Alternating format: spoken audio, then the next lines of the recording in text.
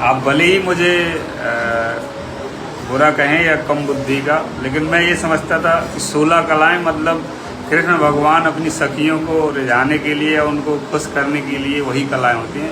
लेकिन आज मुझे ब्रह्म कुमारी संस्थान में बड़ी आत्मीय और अंदर की बात पता चली। खुशबू दीदी इसको एक्सप्लेन करेंगी कि 16 कलाएं क्या थी जो कृष्ण भगवान के अंदर थी और हर एक इंसान के अंदर होना चाहिए।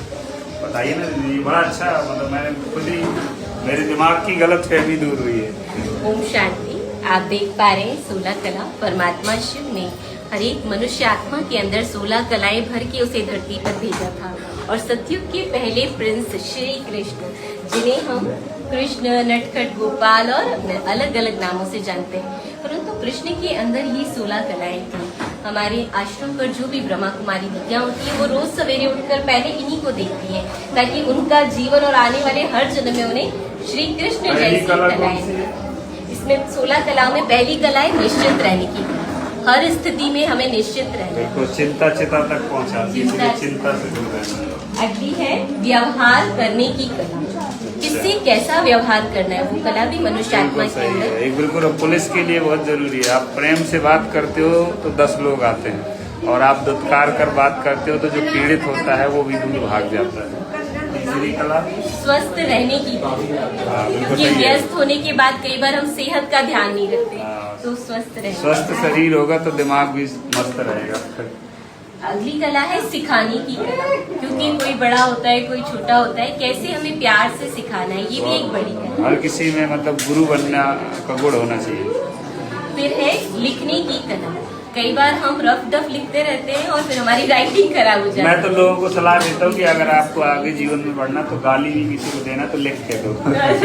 उससे आपकी एक अलग कला विकसित होती है, क्योंकि आप पढ़ने में और लिखने में 3 अंतर है। 3 गुना ज्यादा पढ़ाई होती है अगर आप जो कोई चीज लिख कर करते हो। तो लिखने की कला बहुत जरूरी है, और लिखे तो सदैव श्रेष्ठ शब्द ही। फिर अगली कला है हमारी पालना देने की कला, क्योंकि जैसे माँ पालना देती है, हर एक पुरुष में भी पालना के गुण होते हैं और नारी में भी। बिल्कुल, पालना मतलब आश्रय, एक तरीके से किसी को आप उसको ख्याल रखना, इस प्रकार। और अगली कला है आगे बढ़ने की कला।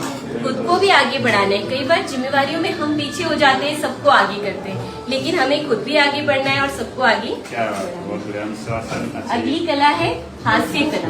कई बार हम अनुशासनहीनता के साथ हंसते हैं, जिसे आसुरी हंसी कहा जाता है। तो हंसी सदैव दैवी तुल्य हो और ऐसी हो जो सबको सिखाए।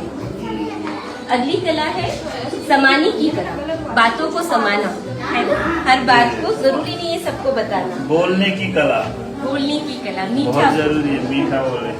अपना बनाने की कला, तभी हम औरों के विकारों को खत्म कर सकते हैं। नेतृत्व कला, घर में बच्चा भी बनना और अपने कर्म क्षेत्र पर जिम्मेवारी में नेतृत्व करना। सीखने की कला, जहाँ से सीखने को मिले जरूर सीखें।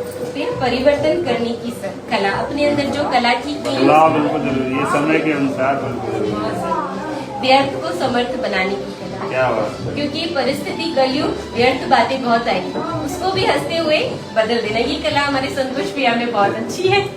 अनुशासन की कला, क्या बात, कहते जो अनुशासन में रहेगा वही शासन करेगा और उसी को सिंहासन मिलेगा। बहुत बढ़िया है। बहुत बहुत धन्यवाद भैया, सदा आपको भी बहुत बहुत शुभकामनाएं।